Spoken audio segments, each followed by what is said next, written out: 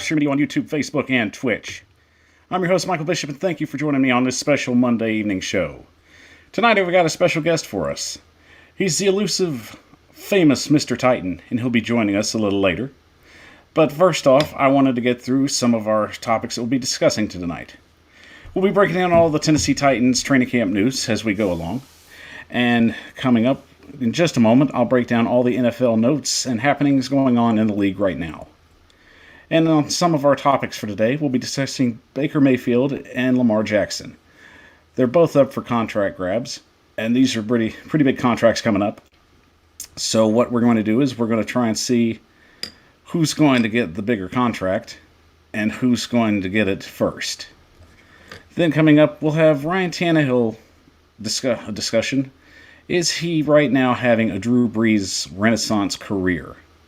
Is he elevating himself to that status? We'll break that down. And also, a little later, I'll discuss Michael Thomas versus the Saints. At the moment, he's going through a very tough transition, and we'll just see how that's going to transpire out, especially with the news that's been breaking on that. And then finally, we'll have a what-if scenario with our special guest when he has the chance to arrive. And I've got a pretty good one lined up. So let's get into it. So right now, Jamal Adams is talking right now with the Seattle Seahawks to get a contract extension. And from what reports are basically saying that the talks are being stalled at the moment. I'm sure eventually it's going to get resolved, but it has been a messy situation as of late. Knowing right now that in this situation, everybody's trying to get some of the contracts done before the season starts. Jamal Adams being a top priority for the Seahawks, I definitely expect that they're going to push for this to try and get done before the regular season kickoff. But it just seems from what reports are saying that the talks have been stretched, as quote. And it's unfortunate because you feel that this might be a situation that could possibly move forward, but is getting held up through just contract negotiations and clear language of what the player wants. So we'll keep eyes on that as that situation transpires. Also, in 49ers news, right now it appears that Trey Lance will be quarterback 2, definitely signaling that Jimmy Garoppolo at the moment will be the starting quarterback for the 49ers. And I feel that's an interesting situation going forward, especially after they knew that Lance was going to be the future. But to me, I kind of feel this is a move that the 49ers know, especially with Garoppolo's contract. It's a situation where they're going to have to try and put someone of interest to get up to the podium and basically try and get a trade done. I think it's possible that it'll happen, and I don't expect that it's going to take long. But eventually, it's going to be a situation where they're going to try and handle some things, and it's really a situation of all that's going to happen and transpire through that. You understand that, especially with a quarterback coming in a situation like that, and a younger quarterback like Lance is, and the fact that Garoppolo knows that he's going to be on the move, it's really a situation also you're going to have to make to try and sell to other teams that are interested in him. So for the 49ers, I feel that Garoppolo will start, but really it's kind of an audition for other teams. They're basically putting him out for other suitors and other buyers, and eventually, if anyone is interested, especially late in mid-season, which I possibly think that that's going to happen, they're going to try and get that trade done. So I expect Garoppolo to start, and if he does well, that might get a few teams, especially in a quarterback situation where it's unsure and uncertainty for some teams, and just they don't like the other player that they have lined up. We'll just wait and see how that goes. But as of now, Trey Lance is quarterback 2. In Steelers news, Joe Hayden is looking at a possible extension. And for the Steelers right now, it's just been a situation where they're trying to spend money and keep the players they have in line right now. And I think that's a good thing, especially for some of the talent that they have. The Steelers of recent years have not been willing to pay contract money for guys that have had opportunities to make teams offers on their players and move them on. And the Steelers are just guys that have just been known to just put teams out there and let them know that we're not going to keep our free agents. We're not going to re-sign him. So we're going to build through the draft, which has been the Steelers' motto and just their building technique for many decades. But as of now, it's a different league. It's a different kind of situation. Joe Hayden, I feel, is like one of the top 5 cornerbacks in the league. And he's definitely going to get his money's worth. And at this point, I really feel that if you're the Steelers, he's one of the players, other than TJ Watt, you have to lock down. So another situation I think the Steelers would like to resolve before the season starts, but I think it might drag on a little bit. There's no indication if he'll hold out, which it doesn't seem likely at the point of where he would. But I do feel that at this point, we'll definitely wait and see how that goes. But I think it'll be fairly quick, and they'll move on from the process. Also, in quarterback news, C.J. Henderson from the Jacksonville Jaguars is a potential trading block candidate. And it's kind of interesting, especially since he was drafted just only in 2020.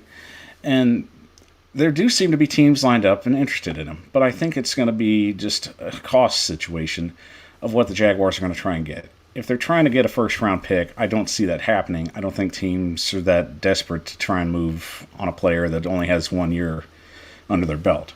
And as fair of a year as it was, I still think they're probably going to ask too much for it. I think Henderson has the potential to keep growing and be a better player, but I don't think it's that kind of press that's going to try and make anyone want to jump and pay that kind of price for a corner. So I don't think he'll get traded. I think it's a situation where it's just going to end up being a few teams kicking the tires unless somebody ends up in a dire need for a corner. And if Jacksonville's willing to keep breaking things down and trading pieces to get pieces, that's probably the only way they're going to get any kind of leverage or any kind of price for him. And I don't think it's going to be that high of a price for anybody to get him. So if I had to take a guess, maybe a second-round pick would be plausible for him right now, or a player for a player. That would probably be the most simple scenario as of late. And finally, ending the news, as if the New Orleans Saints don't have enough problems, apparently kicker's now another option that they have to try and find a solution for. Will Lutz, their kicker, apparently was injured in the preseason practice, and it would appear that Brett Maher will be kicking for the Saints for the rest of the year. And it's unfortunate, especially in these kind of situations where a guy has an opportunity to step in and try and get himself lined up to try and have a situation where he's trying to get the extended job, and it feels like he's safe, but these things happen. Guys generally just come in these situations in training camp, and just the unexpected happens, and that's just unfortunate. But I do believe Maher will take care of things for them right now. There's going to be uncertainty, especially in a situation where the Saints are seriously trying to lock down in the scenario that they have, that it's basically one of these situations that the kicker is vital to their success, especially where they're still trying to figure quarterback out. They know the offense is probably going to struggle a little bit, especially trying to figure out who's going to end up starting as quarterback. I, for one, think it's going to end up being Jameis Winston. And I think a lot of people would probably agree with that, but I do think Sean Payton's going to have to do whatever he can to try and get points off of this team, especially with a lot of unknowns, especially quarterback, and without the help of Michael Thomas, which will be a story we get into later. But I feel the situation, it's getting pretty rough for New Orleans, and you have to just feel for them. Especially, it's one of these deals, you just had a lot of things going wrong. Drew Brees was leaving, and you just kind of feel like, as a Saints fan, things just are looking a little grim. But it's understandable in that case, but at the same time, you still have Sean Payton as your head coach. I think from a standpoint of him being just a very clever, offensive-minded coach, and you have Pete Carmichael as his offensive coordinator still, which I think he can work with any quarterback given the chance to give that opportunity. I mean, Winston might find success in New Orleans. There's been lots of quarterbacks in the league that find a second home and second success with other teams. I mean, Drew Brees being the prime example of it. So you just really have to wait and see. I don't think it's a scenario where Winston won't have an opportunity to try and win games. But it's going to be a little tougher, especially missing one of your key offensive weapons, and especially knowing you're probably going to have a kicking situation that might be a problem down the road. And there's a few teams that can understand this and relate to this. So if you're the Saints, all I can say for you is just trust the process, give the kicker a chance, and things generally just try and work themselves out. Even if he's not the guy, there's still plenty of kickers out there that you can go after and see if they'll make a difference. So it's not too bad of a scenario. Well, all right, guys, that's the breakdown for all the NFL news. And when I come back, I've got a great lineup story right now. Baker Mayfield, and Lamar Jackson. Who's going to get paid first in this wild, wild west era of quarterbacks trying to get their money? I'm Michael Bishop with the Power Hour, and we'll be back in 30.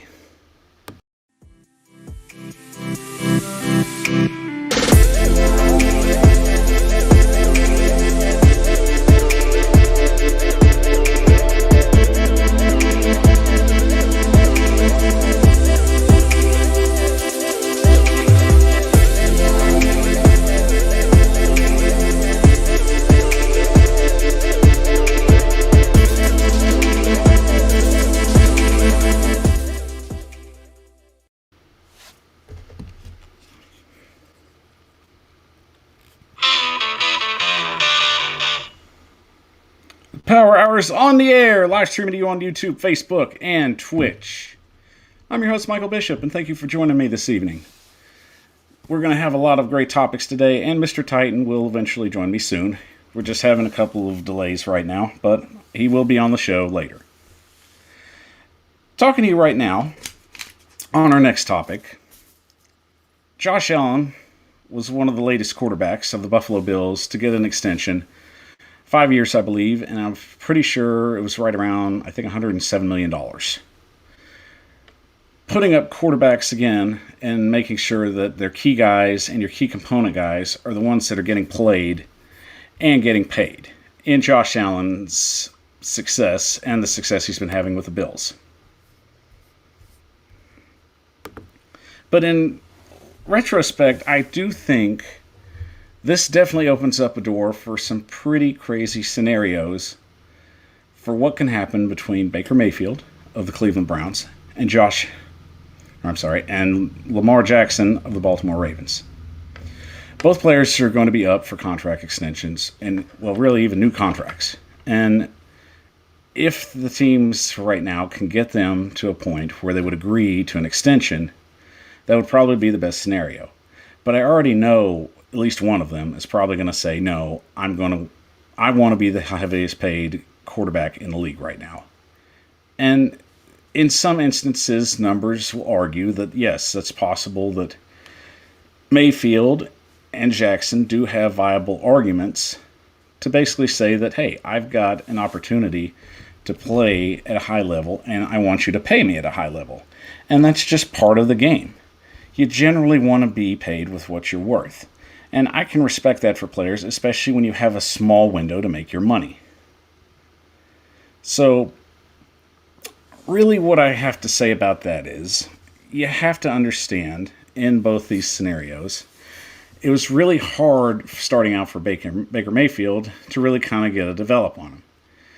And I really feel that in that situation, it's one of those deals where you kind of feel that Mayfield kind of came on late, and after some productive building, you felt a little better about the situation that he was in.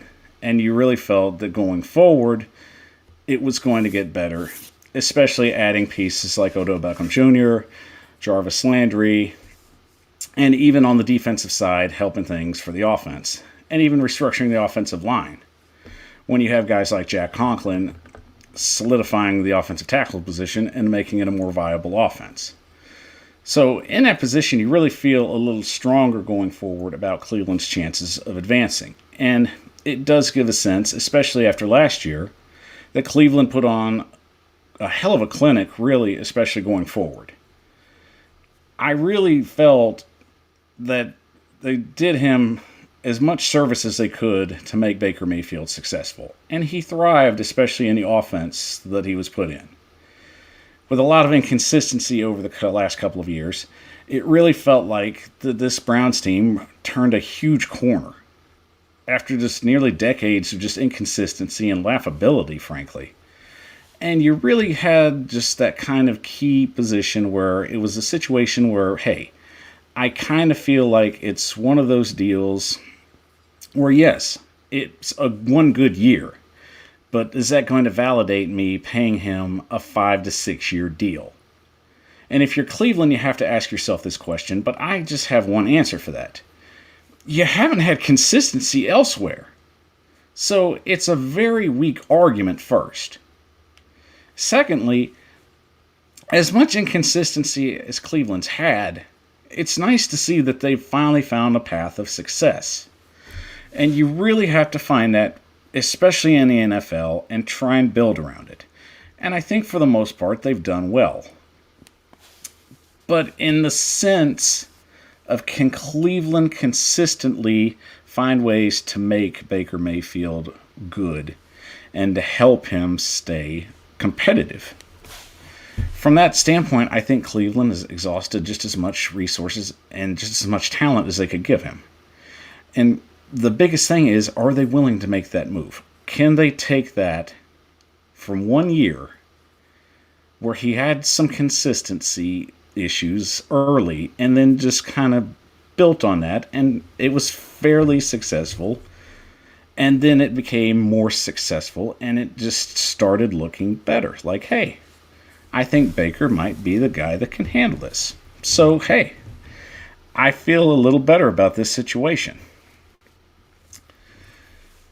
And in a sense of knowing that you have a chance to get to the Super Bowl, and the Cleveland Browns have a very high chance of doing this. For a lot of people, they're really ranked up high in the rankings, especially in the Super Bowl situation, where, hey, this is a team that is built through adversity. They finally got the pieces they need. They finally have the coach they need. And that was a big problem. And especially from the point of view that they were just a revolving door for coaches, GMs, and even owners. So I can understand Cleveland Browns fans wanting to extend Baker, but still being hesitant about doing that. And that's understandable. You have some consistency and you want to continue to build off of it. And I think in Cleveland's case, I think you have to pay him. I would personally offer him somewhere around, at least from a standpoint, around $35 million a year. It's a fair number for someone that's put up decent numbers, but still growing. And I think from that standpoint, you could probably offer him maybe about a 6-year deal, maybe 5 if you don't feel that comfortable. But you got to give him at least some years on that deal. I think that's going to be one of the language points in his contract. I think Baker Mayfield wants to feel like he wants to be needed in Cleveland. And that's really any player.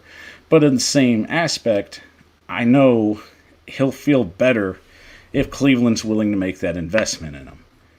And you have to try and show the trust to the players that are helping you be successful. And I give Baker Mayfield credit for that.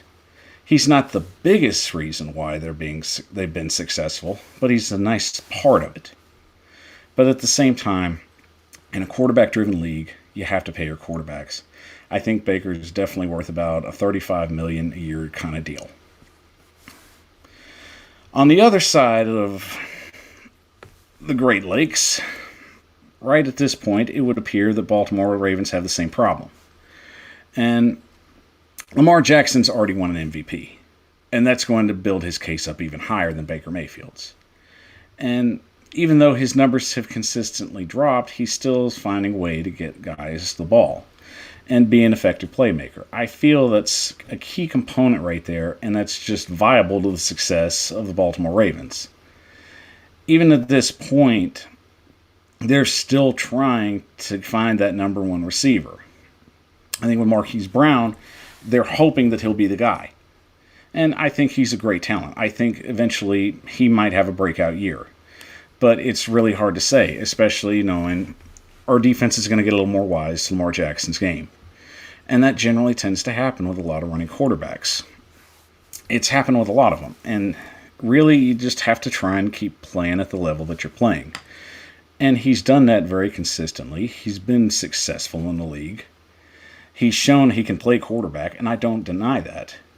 Anybody that can come in with the talent that he has and find success at the level he's had is well worth the praise that he's earned. My biggest issue is our defense is going to get more wise to him and start forcing him to throw. And I think you have to take that into consideration, especially now that he's lost a key component from the offensive coordinating position, as his quarterback coach has gone to Houston, apparently. And right now, at this moment, you're going to have to ask yourself, is that going to be a big piece of the puzzle? Is it going to continue to hinder, or will it help? I'm not sure, and that's going to be a big question. I know the Ravens are going to have to ask themselves, but I don't think this is a no-brainer. This is something that the Ravens know, we've got to pay this kid, or he'll go somewhere else and he'll win them a Super Bowl if he gets the talent around him. And I don't see that as being an impossible feat. So if you're really kind of looking at it from a standpoint of where, hey, what is Lamar Jackson going to be worth? And as of right now, I don't think you're going to see him try and go under and feel like he's going to be lowballed by any kind of offer under 40 mil. At this point right now, and this comes from a source from CBS Sports, and it was typed out by Cody Benjamin, that Jackson should be getting about $43 million a year. And I think that's right on par with the top quarterbacks of the league.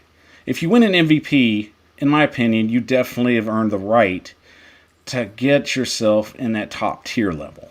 You've already established you can play the game. You've already established you have a dominant sense of playing and that you're a force on the field. They just don't hand MVPs out to everybody. And Lamar Jackson went out and earned his that year, and unfortunately, it just didn't end the way he wanted it.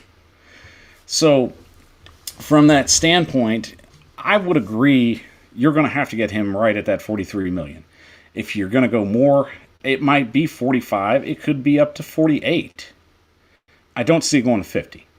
I think the Ravens are going to try and keep it out at right about from 45, maybe 46 would be as high as they'd go. But I don't think that Jackson should see himself as a quarterback that should be under any kind of value as making 43 a year. Anything under that, I think, would just be insulting at this point. And he's earned the right to have the opinion of what he should make and at least get the true guaranteed amount of money that he should. And we'll see how much of that he'll get. More than likely, it's going to fall in the $100 million range. And it wouldn't shock me. He's going to try and get the contract about on the level that Patrick Mahomes has. Now, he's not Patrick Mahomes, but he's got a fair argument enough to get him not up here, but at least there. In that kind of standpoint to try and make that argument more viable. So I think going forward, both quarterbacks are going to get paid. One of them will get paid before the season starts. The other one's going to get paid after the season ends. And that's the best option that they have. I think from a guessing standpoint, it's really going to be a lot easier to just figure out who's going to get it before the season starts. And I can easily say it could be either Mayfield or it could be Jackson. I don't know which team's ready to make that kind of commitment. it wouldn't surprise me if Jackson got paid first. But I will be surprised if Mayfield gets his first. And I guess that's the easiest way for me to say it. So going from that standpoint, I think both teams, they'll pay their guys. They'll stay where they're at. There's no moving them. They have their future. They're locked in. No worries. Well, all right, guys, that is the end of our second segment. And when we come back, we'll jump right back into the next one. I'm Michael Bishop with the Power Hour, and we'll be back in 30 seconds.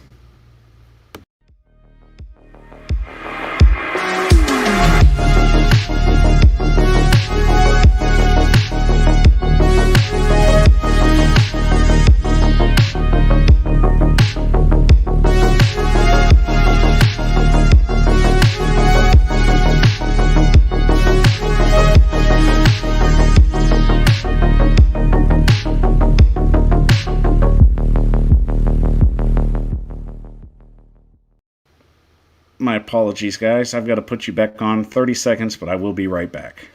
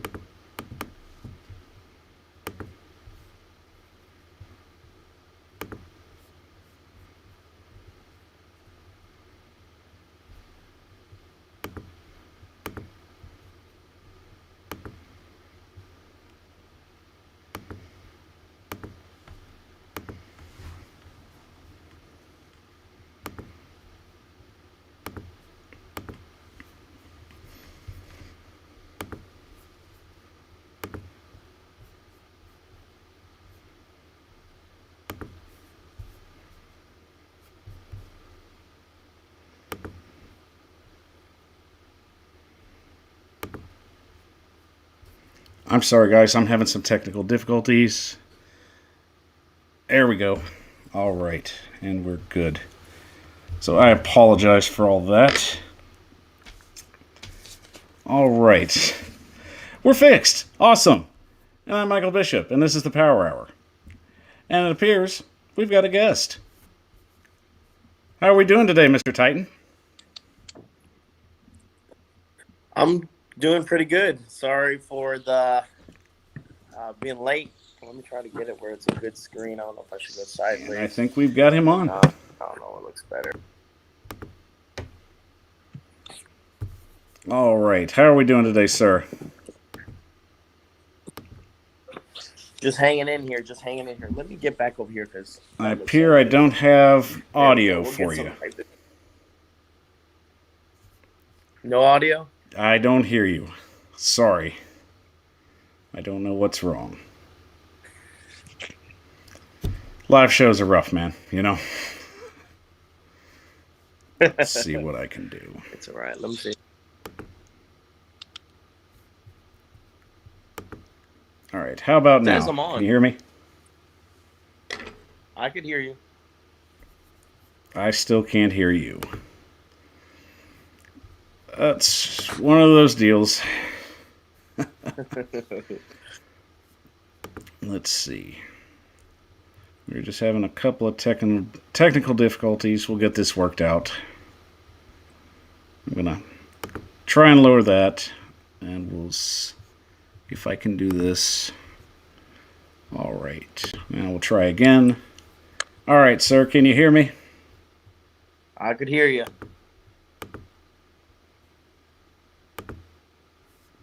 Can you hear me? That's the question. And I don't know why I can't hear you. That is interesting.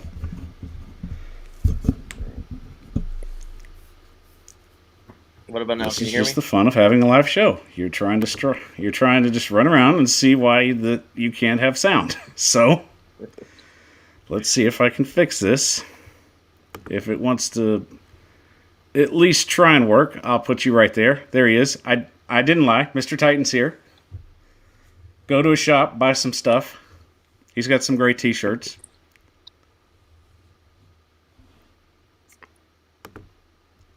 All right, let's try now. Do we have sound? How about now?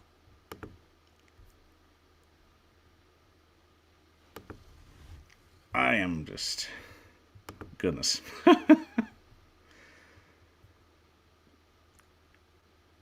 This one's just not going the way I needed it to go. Can you hear me now? No? Try and pause. All right.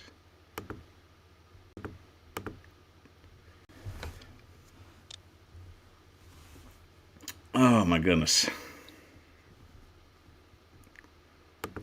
Live shows are rough, kids. They are rough. There you go. You took me off. All right. Can you hear me? So let's see. What I'm going to try and do, I'm going to send another link. And hopefully this one will work. So Sounds good. We will stop this one. And I will take a quick break. And we will try and get this to work.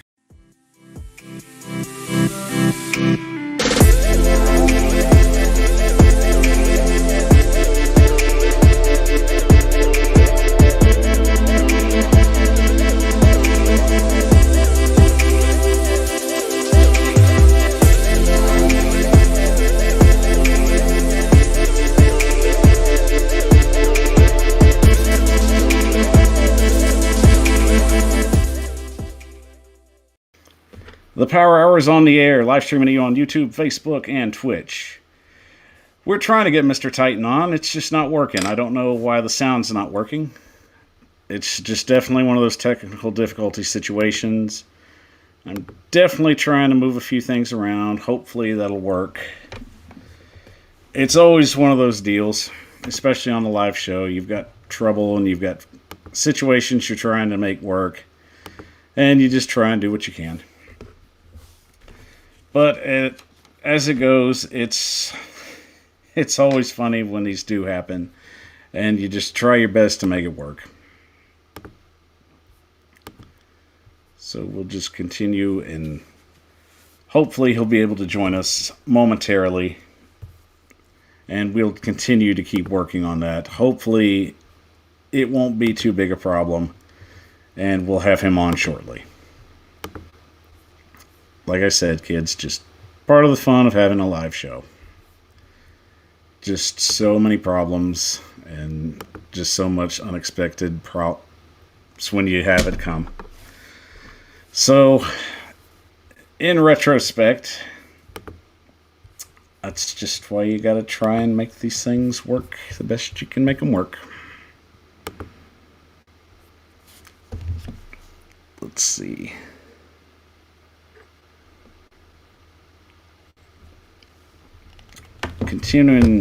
We'll continue to try and monitor this. Hopefully we'll get him on soon. I know it's a situation that's right now out of our hands, and we're trying to do whatever we can to get him on, and I'll continue to see whatever I can do to help make things a little more interesting.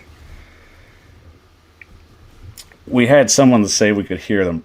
We had Jesse B say I could hear you both, and I wish that was the case that I could hear him. So, especially in the debate where I had some good questions lined up and it just wouldn't help out, especially trying to get him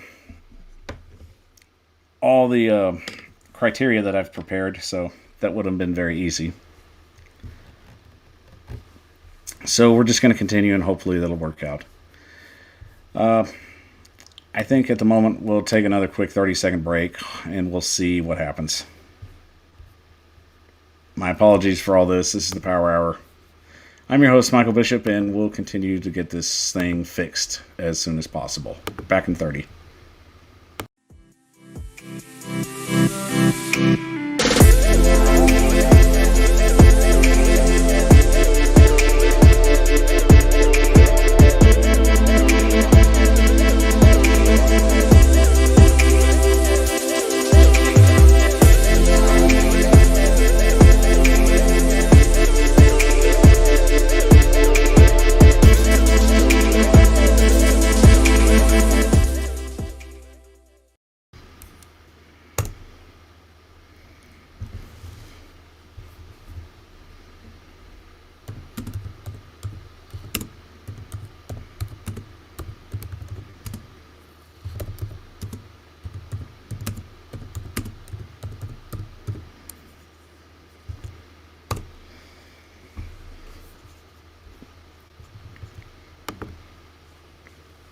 And we are live again on the Power Hour, still trying to figure out what's going on with this situation with Mr. Titan.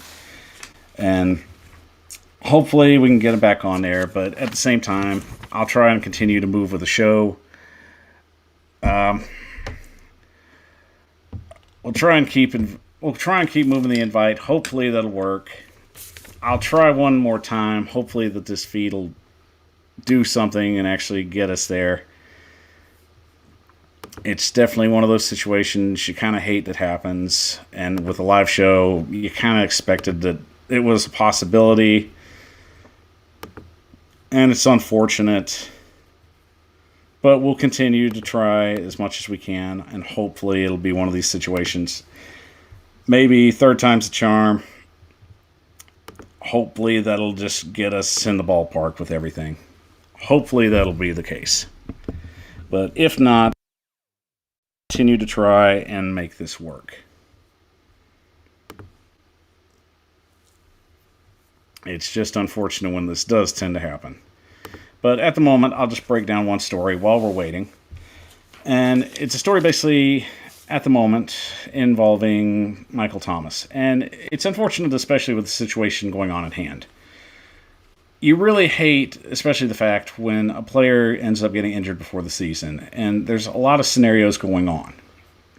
And one of the scenarios that happened at the time came out for the fact that Michael Thomas was basically in a report, I think it was as early as Friday, I believe, and it had indicated that the team had been trying to get a hold of him for at least 3 months, trying to figure out about his ankle injury, before a surgery was announced that he had come out and had a procedure done with his ankle, and that the Saints were very upset with him and that there was no contact going on. And it came out today that Michael Thomas had put out a tweet, and the tweet read as following: "They try to damage your reputation. You save theirs by not telling your side of the story." So it really is starting to become a very dramatic tale as of now. And it's getting to the point where a team and a player starting to get at each other's throats.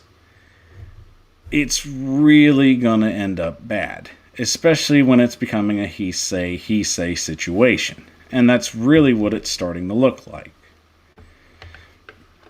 And basically what it said in the report that was saying that the Saints were talking to Michael Thomas and there was no communication. The report came out as following, saying he ignored the team for 3 months.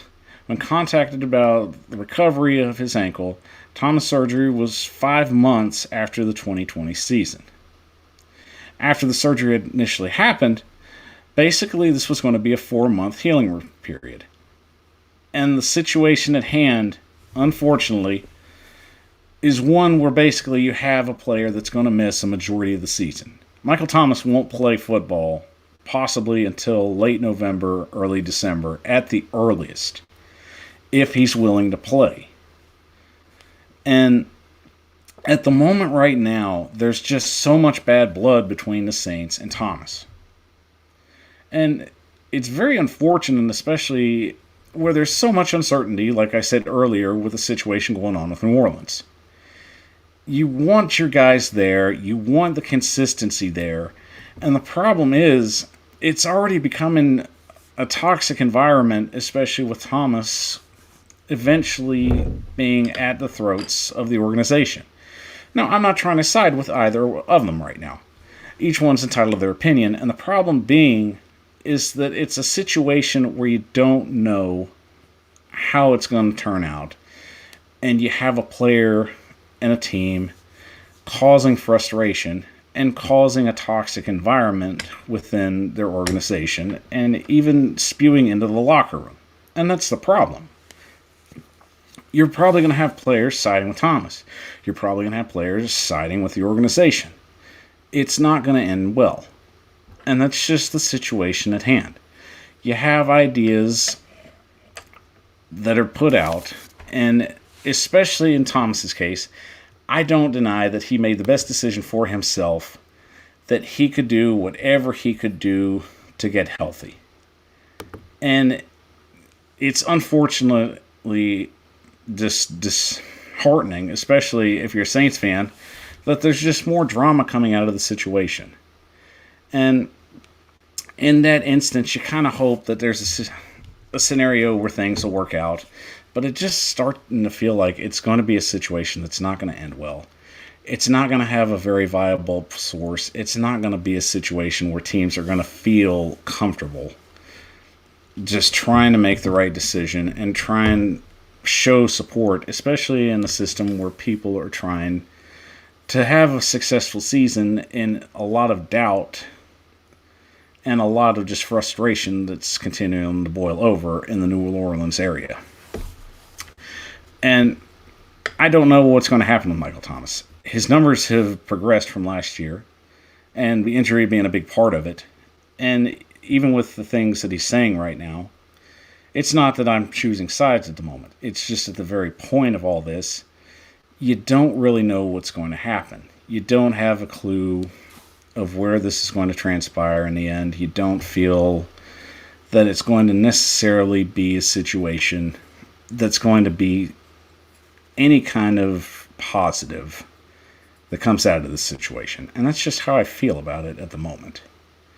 You want to see success. You want the team to really just get in there and find a way to put themselves in a successful measure. And with New Orleans, I know maybe some of it's true, maybe some of it's not. But I know that the very fact that Thomas Fell defended enough to put this out and voice his opinion, that it definitely means something. And he definitely understands that in that way, maybe you don't need to go on Twitter and put out business, but you still kind of feel like you got a little stabbed in the back, which I understand that from his point. A lot of guys feel like that, especially when they put their bodies on the line every year. And in these situations, you really kind of get the feeling it's one of these deals where you know it's just not going to end well. I know in a lot of these scenarios, especially when it comes to players and organizations, the organization generally wins. And that's just how it goes. You know, they're the ones that are signing the checks at the end of the day. And Michael Thomas made the best decision he made for himself going forward. And it's unfortunate that he's going to miss a huge part of the season. But he had to do what he felt was necessary with his health. And I hope generally he can get back in and play. He's an exciting player to watch. It's unfortunate last year he didn't have that successful of a season.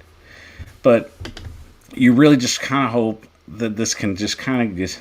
This is a situation where the hatchet has to get buried. Or it's going to get more toxic, and it's just not going to get any better. So, from that standpoint, I think you're really going to hear some more stories come out as the week progresses. You're really just going to have to wait and see what happens. I don't feel that the worst is over yet, and it's probably going to get worse as we continue going. So, Thomas definitely going forward, you just know that the bad blood is getting ready to boil over. And I definitely see there's a Mr. Titan under my feed, and maybe we can add him, and maybe there's sound. How are we doing, Mr. Titan? And I'm just I kidding. still can't How hear are him. you? You're good?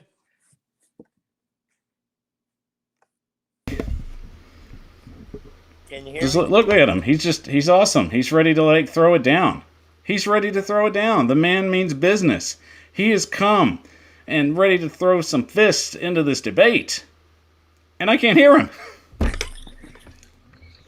But you know what? I'm going to just talk, and if our viewers can hear you, I will let you say what you have to say. And we'll go from there. We'll make this work, damn it. Because I'm a guy that believes the glass is full of water. It's not half empty. It's not full. It's full of water, damn it. So that's how it's going to go. So we'll take a quick 30-second break. We'll refresh, and we'll get these questions in for Mr. Titan. Thank you for joining me. This is the Power Hour. I'm Michael Bishop. Back in 30.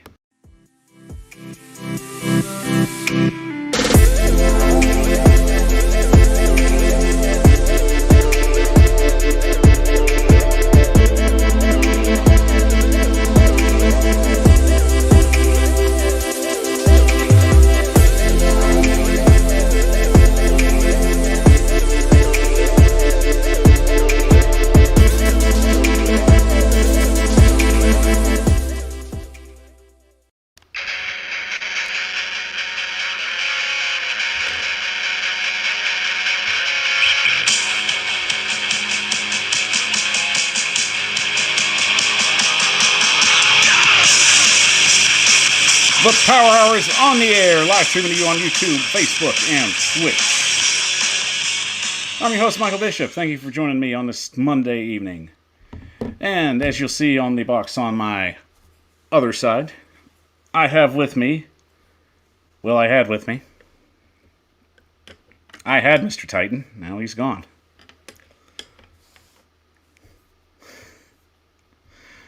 Oh. Man. When it rains, it pours, y'all. When it rains, it pours. But I will continue to go forward, and hopefully we'll get him back on. Oh, goodness. Anywho, on my next topic, and hopefully he'll join in, and if not, we'll figure it out. I have a take where I feel Ryan Tannehill has been having a Drew Brees kind of revival in his career. And in the situations where a guy is continually to be the focal point of moving forward and finding his rhythm in the NFL, there's been no quarterback that has had more success and just had more scrutiny even than that of Ryan Tannehill. And it's just very unfortunate because the man has been putting up just ridiculous stats. He's on par, especially up there stat-wise, with Lamar Jackson and with Patrick Mahomes even. I mean, you can look them up. But it's just one of these situations. He doesn't get the credit that he deserves. He doesn't get the kind of praise and deserving set point of what he is trying to accomplish. So it's easy to understand, especially in that standpoint, that a guy that comes in after being with a team for a good part of his career, and Tannehill was drafted, I believe, in 2010, or I believe it's in 2011, and it was the draft class where you had, at that point, I believe, a slew of good quarterbacks and a slew of strong defensive players. So it's really one of these situations where you're trying to continue to move and find the right guy in the right system. And for the Dolphins at that time, they felt Ryan Tannehill was the guy that was going to fit in that system. So they draft him, and like every quarterback, he has some success, and then there's some years he struggles. And I mainly affix that, especially to Adam Gase. For the time that he struggled the most, it seemed like when Gase was in control, and I know a lot of Miami fans and a lot of Jets fans will back me up on this. Gase generally is just one of those guys where he basically just didn't know what he was doing most of the time. He didn't know how to possibly make a situation better and move the needle forward. And I think that was the biggest problem with Tannehill. I felt like he was being undervalued And the talent that he did have, he had talent. Make no mistake. But it wasn't enough to make a lot of difference. Because he generally just was uncomfortable in the pocket a lot. It seemed like when he did have a good wide receiver, they either got injured, they just didn't live up to the billing, and he never really had a consistent running game. Something a lot of quarterbacks need to be successful with. And throughout his career, especially in the one year where he got hurt early and he missed the entire 2017 season, I believe, it was already just easy to just dismiss him. And who else comes in mind to that? Well, that would be Drew Brees. Same scenario. Drew Brees was drafted in 2001 by the San Diego Chargers. He comes in, didn't get any D1 school until Purdue gave him an offer. And had a really good year at Purdue. A lot of eyes were on him, but there were a lot of uncertainties, mainly his size and mainly a lot of other things. But you really felt that he had the tools to be successful. And with Drew Brees, he was really in the wrong system. And some people say, well, why was Marty Schottenheimer's system not working for Drew Brees? And that's easy. Marty Schottenheimer is a successful head coach, but in all the stops that he's been in, including Cleveland, including the Chiefs and the Chargers, and even the Washington football team, he had a strong running game in all of those scenarios.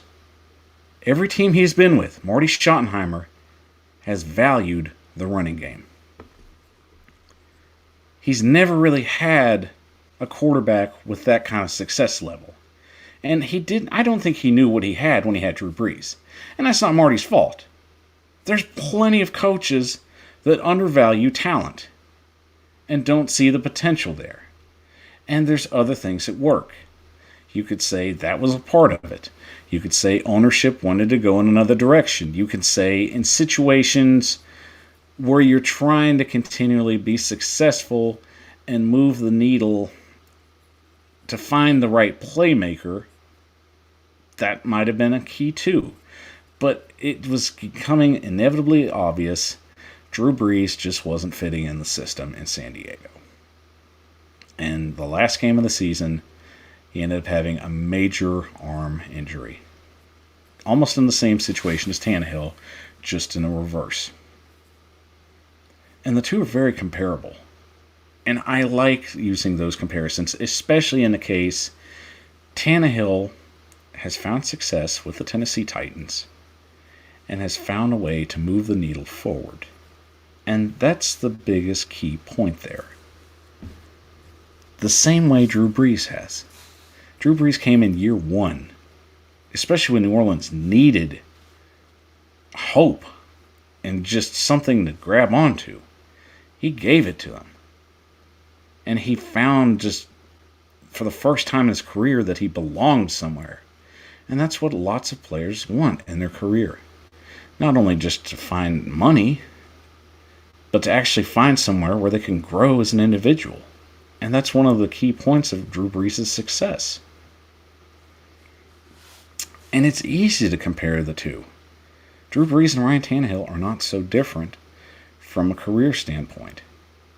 I don't know how far Ryan Tannehill will go and continue to go and grow. But from that standpoint, you really get excited, especially when the two stories are very, very comparable. Drew Brees, even after the first year, the two next years were very forgettable. But there was a lot of things going on. There was rebuilding. There was restructuring. The defense needed to be solidified. He needed help at the playmaker situation. They had to make some difficult decisions. Deuce McAllister being one of those decisions. Revamping the defense. In that scenario, it was tooling the right situation for Drew Brees to be successful. And he found it. And I don't see any difference in the same way that Ryan Tannehill is trying to do the same. in Tennessee, and it's not any reason to believe that he can't do it. I generally feel if he gets that opportunity and continues to play at a high level, which he has, and I don't see that diminishing anytime soon, it really makes you feel that in that situation, he's taking the advantage of the situation that he's been given and he's running with it. It's nice when you're a guy, especially at the quarterback position, and your team builds around you properly, just like the Saints did with Drew Brees, just like the Titans are doing with Ryan Tannehill. And that's the best part about it. When you do it correctly, and when you do it in trying to build that success from a long-term standpoint, especially when you have a window to compete, that is where your team will thrive the most. And from the Titans' standpoint, I feel that they will continue to do that as long as they are willing to push the envelope. You don't have to try and make things happen, especially in the situation that you're in, if you're willing to push the envelope a little. The Saints very much did so when they took the risk on Drew Brees and his injury. The Titans did so knowing that Marcus Mariota might not be the answer, that they may even be in the draft again for a quarterback. But they rolled the dice on a guy that had an injury history, but had shined at times and just wasn't in the right system. These things matter in the NFL. Timing matters. Finding the right head coach matters. Putting your players on the offense or defense in the right schemes and systems matter. That's how you find success. And that's how Tennessee is finding success in the long run of things. You're going to continue to see him grow. And I don't have any doubt that he won't have any more mistakes. And it's easy for me to say that he won't get injured, which that's something I can't make any prediction about.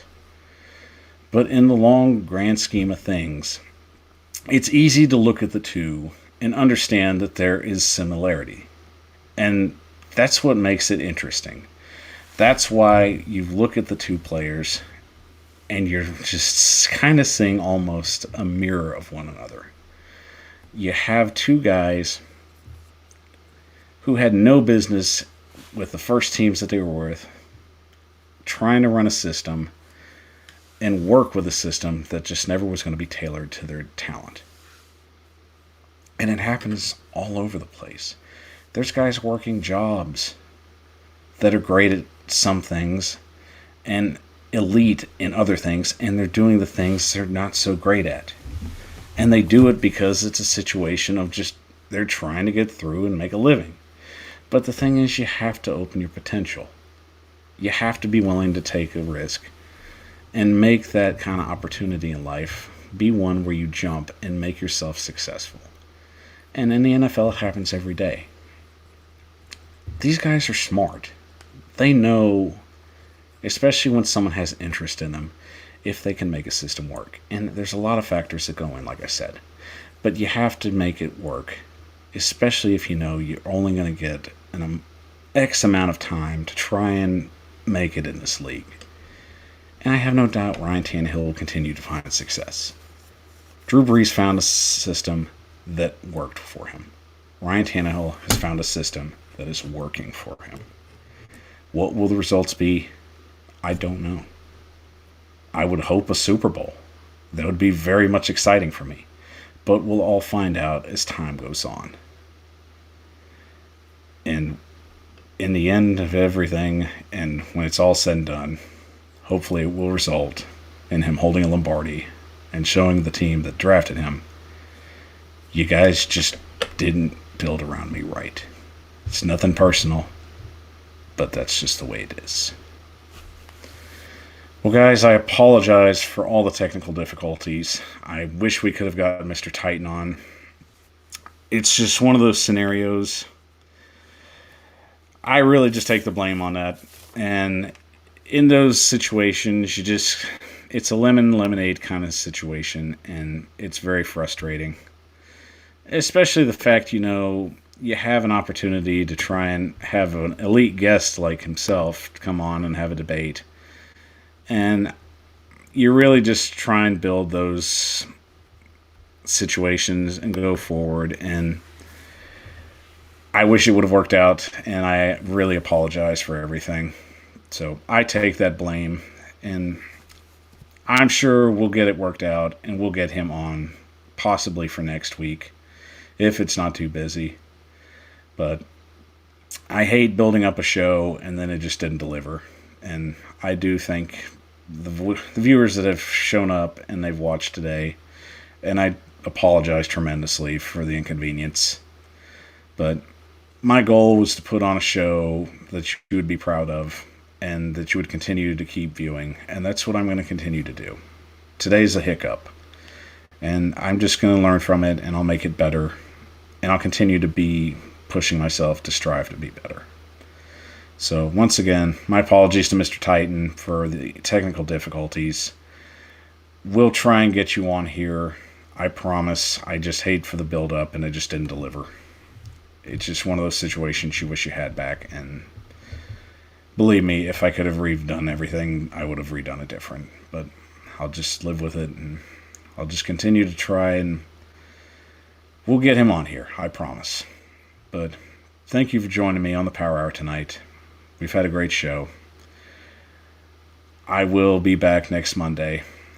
Hopefully we can get Mr. Titan on with us. And my apologies to Mr. Titan if he is watching. It's just one of those things, and I hate we weren't able to get you on here. So, I'm Michael Bishop of the Power Hour. Have a great night, and an even better tomorrow. Take care.